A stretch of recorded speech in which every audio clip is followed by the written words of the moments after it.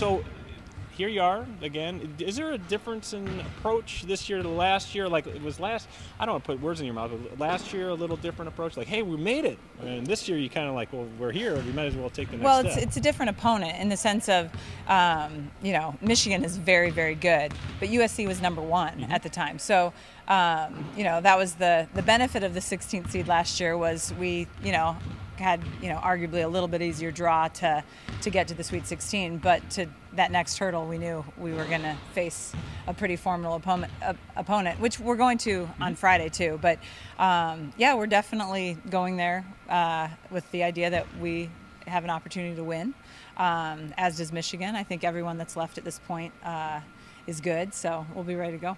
How big is this for the program, not having a chance to talk to you since that Kansas win? I think on that stage it was huge. It was an unbelievable atmosphere. And to beat the number 4 team in the country on their home court in the NCAA tournament, I think, hopefully it'll help recruiting because, we want to win a national championship. That's our goal. So we have to find that right kid that is that high of a caliber of player, but also wants the family atmosphere, maybe a smaller school, high academic. And there's lots of kids that play volleyball that like that, and we want them, on the national stage for Creighton to get that recognition. I think is big for us. So you don't go into this saying, hey, we want to get to the Elite Eight. I mean, you're still thinking, we're winning this whole thing, right? You got to think that way. Well, I think you go in one match at a time. I mean, right now, we're preparing for all 3 teams that are there, but our main focus is Michigan. And then, if good things happen there, we'll regroup and go. I mean, that's been our mantra all year long, one match at a time. We never, when we approach a Big East weekend, we focus on who we're playing first. We're not moving on to the next match. So that stays the same. But do we have a moment that we say, oh, good, we're just here, let's just enjoy it? No, every time we hop on the court, we're going out there with the idea that we want to win. How much sleep have you lost? Just picturing that 6'5" middle that Michigan has. She's actually right side. Oh. But we played Kelsey Payne last weekend, so I think the players can get to handle that. But you have to think about how to, right? Yeah, I think again at this point there are incredible athletes. Everyone's huge, so you've got to figure out ways to attack things that maybe you think are their deficiencies just as they're attacking our deficiencies. So, I wouldn't say it's a losing sleep. It's more of an excitement and just trying to be as prepared as we can. Arguably the biggest win, I guess. Do you worry about a letdown? You've always used the word level-headed to describe it. Yeah. Do you worry about them this week? No, they won't let down. I think, we'll play well. Whether we win or lose, I don't know. But this team has proven, they just are consistent with what they bring each night. So they know that they're going to have to play really, really well in Austin to have success. But they knew that going last weekend. I mean, everyone's talking about the KU match. We could have just as easily lost to Northern Iowa. I mean, that went went to 5-2. So everyone that we're going to play is a great team. But we'll be ready. The team will show up. They're not, they're not saying, "Oh goodness, we made it. Let's just have fun in Austin." I mean, they'll come in ready to go. How did Dimke come about in terms of, did she call you? I mean, I had that present. You're like, yes, get her, yes, please. I got an email the Wednesday we were leaving for San Diego for the Sweet 16 from Lydia that said, I'm a setter at Purdue, setter hitter at Purdue. You're one of the schools that I'm interested. I'm transferring that semester. Do you have any interest? I have no idea whether you need a setter. And I was on the phone about 10 minutes later and said, yes, this might be a really great opportunity for both of us. And she committed actually even without visiting. But I think, we're different, and Maggie Baumert had transferred in kind of a similar situation, had been at a big school, and Maggie had talked to her and kind of talked about the differences between, maybe like BCS versus Creighton, and we're thrilled that Lydia's here. Why does it work for her here? Like, why did it click so well? I think Lydia is so talented that she can do so many things, and I think sometimes that can be a negative for a player because maybe they don't focus on one thing. So at Purdue, she was hitting and setting. So one day, they'd need her doing this, and the next day something else, which tells you how incredible she is. But I think, I mean, you'd have to ask her, but I think it's helped that she's just strictly set. Like, that's what she does. And so she's been able to really just focus on that and become really offensive. I mean, she'd never set a 5-1. She'd always set a 6-2, meaning she'd hit in the front row. So, you know, learning how to attack and, you know, do those things, I think has been fun for her. And she's really, you know, and she's a great athlete and can pick things up fast. How come you guys don't get to play at 11 a.m.? I know, it's such a bummer, isn't it? It's big, though. I mean, in terms of the TV exposure as the tournament as a whole. I mean, granted, your game is your match is on ESPN3, but you win that, and it's going to be on national television, the whole bit. I mean, getting the word out in Creighton Volleyball is kind of a pretty big deal at this stage. For sure. You know, again, if we want to compete at the very highest level, we need people in the volleyball community to say, hey, that's a great school. You know, when you go up to a club coach and say, I'm at Creighton, 5 years ago they'd say, where is that? You know, and so you're trying to say, hey, we're doing a lot of good things at Creighton, and you know, the goal is that they say, oh, Creighton, that's a good school, and you don't have to fill them in.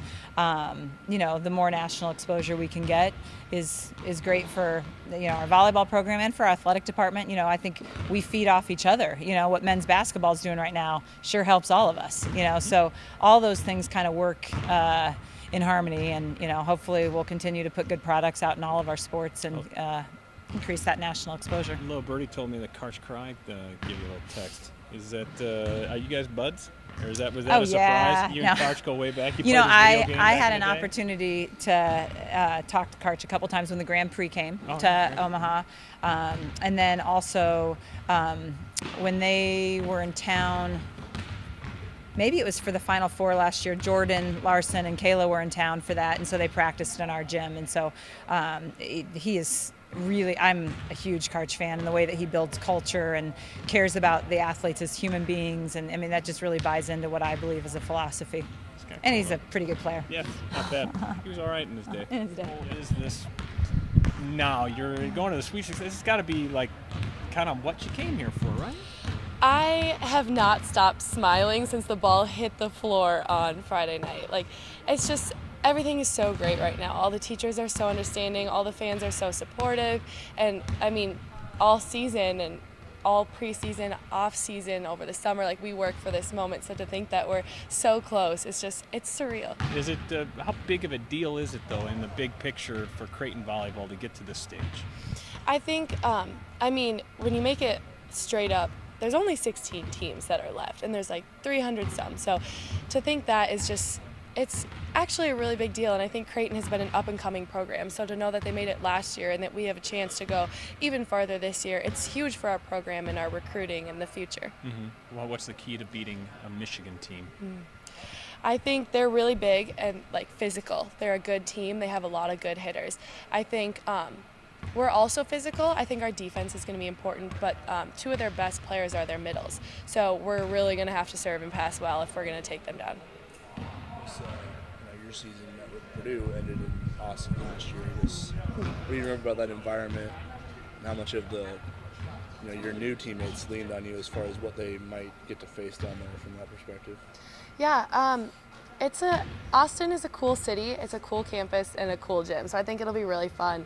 I think to know that that's where they ended my season last year, I'm going to be especially fired up to go out there and kind of turn it around and beat them on their home court the way that we did to Kansas, and it just makes it that much sweeter. Isn't it amazing how things work out in sports like that? When you're sitting there with your season's ending with Purdue, you're kind of looking around for where you want to go next as far as what you want to transfer to, and then to go to Creighton, to have the season you have, and then to end up back there with a chance to possibly go further than this program's ever gone before. Yeah, I was thinking that actually a year ago today was the day that I asked for my release. And to think that so much has happened in that time and that I landed here at such a great school, now to go back to Texas, it's like kind of coming full circle, and I'm really excited to do it, but representing Creighton this time. Not knowing your story, why did you want to leave and get a fresh start? I think you just really have to have a type of personality, and I just don't think that mine was fitting at Purdue. I think I was just looking for a really close relationship and close bond with the school and the coaches and the players, and although I did have a really good experience there and I loved everybody, it was a really hard decision. I just felt like there was a school out there that could fit me personally a little bit better. So you get to the point and you go, geez, okay, here's a short list. I'm going to just email, and then you call Coach Booth and she calls you right back. Just take us through that whole process, and were you surprised at the feedback that you got from Coach? It was a whirlwind of a situation. I mean, the recruiting process is always stressful, so I don't know why I did it twice. But I just love it so much. Yeah. And then to go through finals and to have to figure out a new school, and I had no idea where I was going to go. You know, you can't talk to any coaches until you ask for your release. So it all happened really fast, and I just kind of looked at the schools that made it to the tournament or that had a good record, saw if they were graduating any setters, and my sister, I had actually never heard of Creighton, and my sister goes, hey, we used to play them all the time, I know their coach is awesome, you should try sending them an email. So I did, and she's like, I'd love to get in contact with you, and when I called her, she was just so excited, and everything she had to say was, like, after I got off that phone call, I said, wow, I want to play for a coach like that. She has everything I'm looking for. She talked so highly of the girls as their people and the culture here. And so I knew after I got off the phone with her that I wanted to come here. Where did your sister play? She played volleyball for the University of South Dakota. Okay. So they played Creighton every year. And so you look back and you say, God, this couldn't have been, it was like destiny, right? I mean, you hate the word that, use that word, but it was kind of. Yeah, it was definitely all a part of the plan that's set out for us. I know Kirsten said that they were looking for a transfer setter, and I was looking for a place to go. So, I mean, it was just a match made in heaven. This team right now, coming off of an event like that, coaches always use the word level-headed to describe the team. But how do you think team mentality is right now, walking away from such a big one, but knowing a big one's ahead?